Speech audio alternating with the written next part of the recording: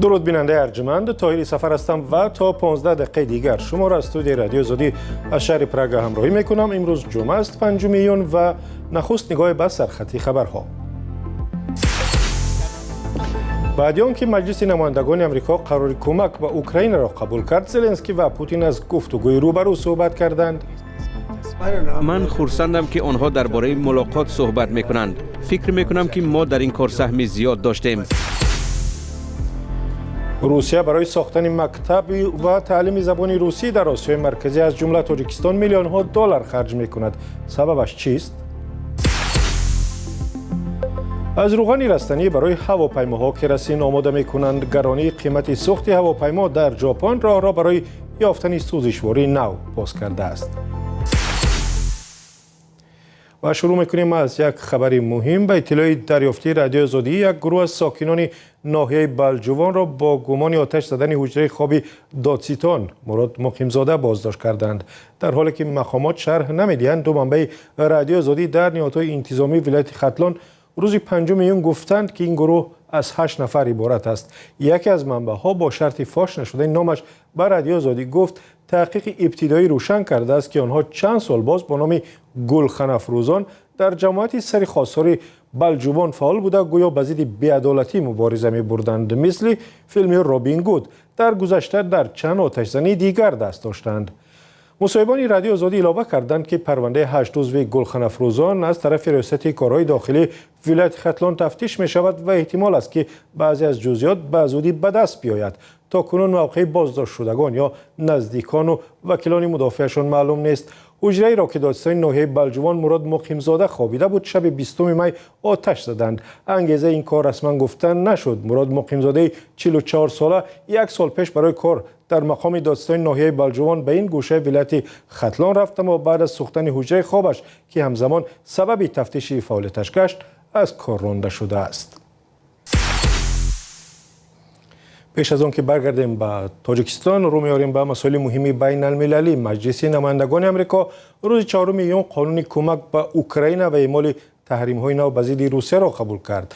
طرح که قانون دستگیری از اوکراین نام دارد و ماها باز بدون بررسی مانده بود، با 226 رای موافق در برابر 195 رای مخالف تصویب شد. روز پنجشنبه 18 وکیل حزب جمهوری خواه و یک وکیل مستقل به طرفداری این طرح آواز دادند. گزارشی را در این باره میرزا نبی خالقزاد تقدیم می‌کند. سرنوشت قانون دستگیری از اوکراین هنوز نارفشن است، زیرا برای حکم اجرا گرفتن سند آن را باید سنات، پالات بالایی کنگره نیز تصویب کند. اما رهبران حزب جمهوری خواه در سنات تاکنون اجازه ندادند که طرح سندها درباره تحریم روسیه برای گیری گذاشته شوند. حتی اگر طرح از سنات هم بگذرد، احتمال زیاد دارد که رئیس جمهور دونالد ترامپ آن را امضا نکند. سالهای اول حمله روسیه به اوکراین در فوریه سال 2022 اکثر اعضای کنگره از هر دو حزب از کیف حمایت می‌کردند. اما از زمان بازگشت دونالد ترامپ به کاخ سفید در ماه ژانویه سال 2025 از جمله رهبریت مجلس نمایندگان و سنا نسبت به اوکراین سرتر شدند. کمک‌های واشنگتن به حکومت کیف در حال کاهش یافتند که روسیه و اوکراین با استفاده از موشک و پهپادها و توپخانه‌ها به یکدیگر ضربه می‌زنند و حمله می‌کنند. مذاکرات صلح به بنبست روبرو شده است، زیرا اوکراین طلب ولادیمیر پوتین رئیس جمهوری روسیه را در مورد دست کشیدن از بخش‌های از قلمروهای کشور رد می‌کند. قانون دستگیری از اوکراین تدبیرهایی را برای بازسازی این کشور پس از جنگ پیش بینی کرده است و بر اساس آن باید اوکراین بیش از 1 میلیارد دلار کمک مالی و تا 8 میلیارد دلار قرض بدهند. سند همچنین تحریم‌های سخت و نظارت صادراتی را علیه روسیه از جمله به نهادهای مالی، کارخانه‌های استخراج معدن و نفت و مقامات روسی پیش بینی می‌کند. در خود اوکراین رئیس جمهور ولادیمیر زلنسکی در یک نامه واضح به ولادیمیر پوتین رئیس جمهوری روسیه مراجعه کرده گفته است آماده است برای پایان دادن به جنگ با او روبرو ملاقات کند. ولادیمیر پوتین روز 4 ایون گفت اگر توافقی حاصل شود امضای سازشنامه صلح را با ولادیمیر زلنسکی رد نمی کند. سوالهای زیادی وجود دارند، اما اگر ما تا حد امضای سندها پیش برویم، اگر خواهش از راه صلح‌آمیز پایان دادن به این نزاع باشد و روسیه این خواهش را دارد، ما نفرانی را که زیر سندها امضا گذارند پیدا میکنیم، به شرطی که اراده سیاسی وجود داشته باشد. ولادیمیر زلنسکی در نامش گفته است مردم زیاد روسیه از حمله‌های موشکی و پهپادی اوکراین، گرانی نرخ و کمبود مواد سوخت در روسیه خسته شدند و آماده صلح هستند. دونالد ترامپ رئیس جمهوری آمریکا روز پنجشنبه در واکنش به این رد و بدل‌ها گفت اگر رهبران اوکراین و روسیه برای پایان دادن به جنگ در اوکراین با هم ملاقات کنند، یک کار عالی خواهد بود.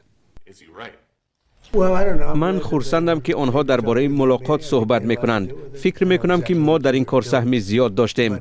به نظر من اگر آنها ملاقات کنند بسیار عالی خواهد بود. برمیگردیم به تاجیکستان. روسیه تلاش کرده است در چند سال گذشته در تاجیکستان مکتب و مرکزهای روسی تشکیل کند و برای تعلیم با این زبان به دوشنبه و گوشه‌های دیگر تاجیکستان آموزگار فرستاد. این در حالی است که شهروندان کارجوی تاجیکستان و زن و فرزندانشان در روسی خوشم ندارند و پیوسته تعقیب و تأخیر و گاه با سبب و بی سبب از آن کشور رانده می شوند.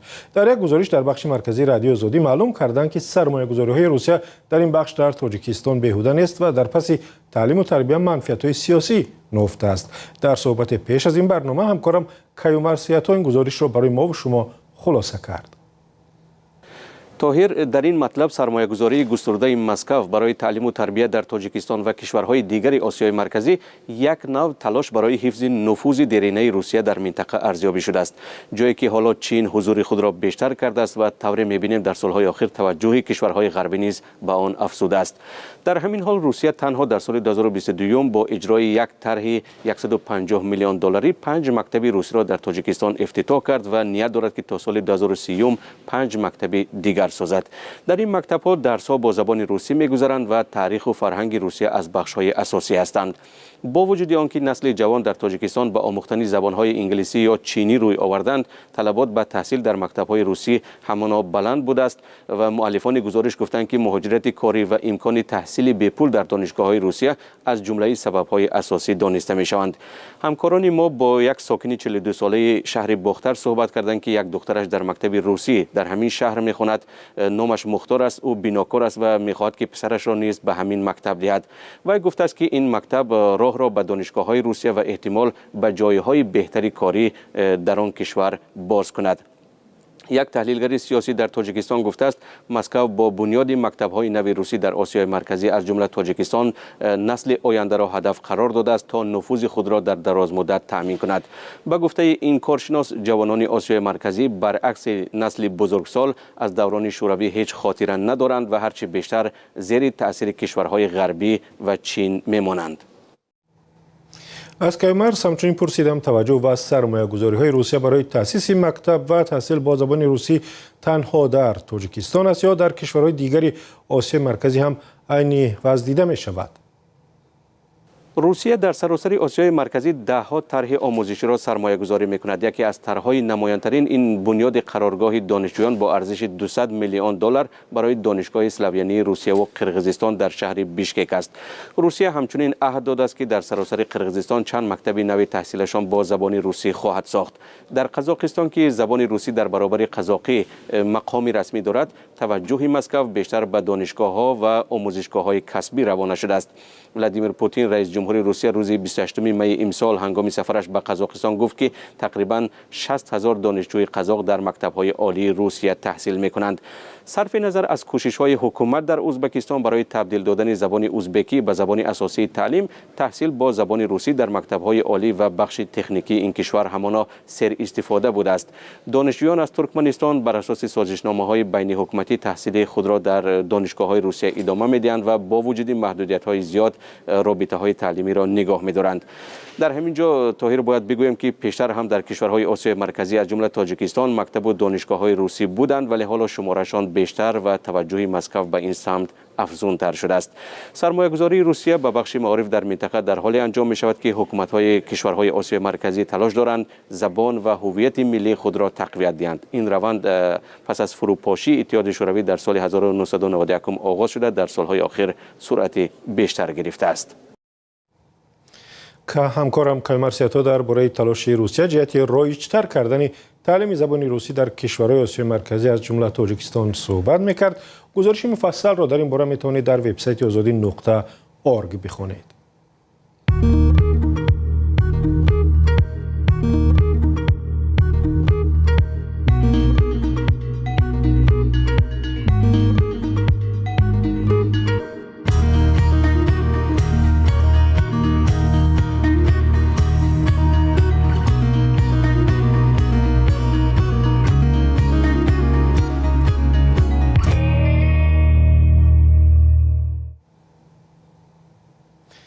در ژاپن می‌خواهند هر قطره روغن باقی مانده بعد از پختن غذا را به مواد سوخت هواپیما تبدیل بدهند.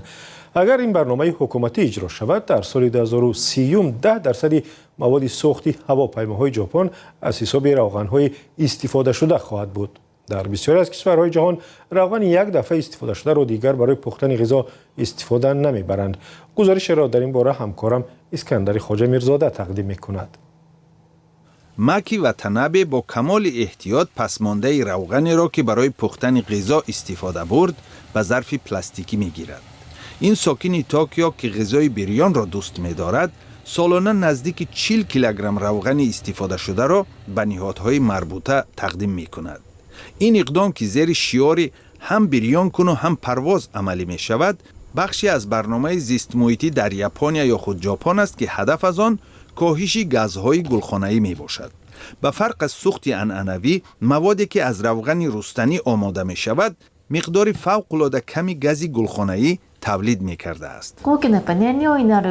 و تنابه امیدوار است که مردم بیشتری به این برنامه همراه می شوند. خبرنگار رویترز خاطر نشان می کند که تشبوس استفاده روغن استفاده شده برای پرواز هواپیماها زمان تطبیق می شود که ایران راه‌های جهانی صادرات مواد سوخت را بسته، سببگار بالاروی جدی نرخ نفت و گاز در بازارهای جهانی شده است. ژاپن که ذخیره کافی سوخت داخلی ندارد، کوشش می‌کند ساکنان را به جمع‌آوری روغن استفاده شده و تقدیم آن به نهادهای مربوطه دولتی شوقمند کند. اگر تشبوس هم بریان کن و هم پرواز عملی گردد، در سال 2030 در این کشور 10% یا خود نزدیک 1 میلیارد و 600 میلیون لیتر سوخت هواپیماها از روغن استفاده شده استحصال خواهد شد. به ساکنان مشورت داده شده است که روغن استفاده شده را در ظرف‌های خاص گیرند و به جایهای معین سپارند. به قول مردم آگاه، حالا پیشرفت خیلی سست بوده، سالانه همگی 0.3% سوخت هواپیماها از روغن استفاده شده تولید می‌گردد. یوکی نیشیمورا متخصص یکی از شرکت‌های شریک در اجرای برنامه میگوید بحران و نزاع‌های سراسری که باعث تأمین نامنظم سوخت عنعنوی و بالا رفتن نرخ آن گردیده است، اهمیت تولید مواد سوخت از روغن استفاده شده رستنی را بیشتر می‌کند. با نظرداشت وضع فعلی خاورمیانه، ارزش مواد سوخت آلترناتیوی عملاً بالا می‌رود. به فکرم همین وضع باعث افزایش نرخ مواد سوخت بیولوژی و از جمله مواد سوخت از روغن استفاده شده می‌گردد. ما تصمیم داریم کوشش‌ها در این سمت را دوام دهیم. این تشبس‌ها می‌توانند نه تنها اقدام زیست محیطی بلکه همچون منبع آلترناتیوی تولید مواد سوخت خدمت کنند. حکومت تلاش دارد جمع روغن استفاده شده 7 میلیون و 800 هزار عائله ژاپنی را تقویت بخشد. برای اجرای این برنامه 13,000 مکان خاص با ظرف‌های ویژه تأمین شده است. به قول دستاندرکاران برنامه، اگر تا سال 2030 هر قطره روغن استفاده شده برای تولید سوخت هواپیماها به کار گرفته شود، همگی 25% تشبوس هم بریان کن و هم پرواز اجرا شده کشور همانا به واردات نفت و گاز پایبند خواهد ماند. و کمیته حالتهای فوق‌العاده تاجیکستان هلاکت 2 نورسی را در ناحیه شمس‌الدین شاهین شرح داد. در دفتر مطبوعات کمیته امروز به رادیو آزادی گفتند بیگاه 30 ایون برادران بلال و سلمانشاه غفورزاده ها در دهه دره آب به نگاهبین چاروا مشغول بودند که بارانی سخت باریده است. به قول منبع سلمانشاه 11 ساله از سردی و کرخچوی بدن در چراگاه به هلاکت رسیده است. برادر این نورس را به بیمارستان بردند و احوالش خوب است. مقامات گفتند شامگاه 3 ایون همچنین شمیل هاشم زاده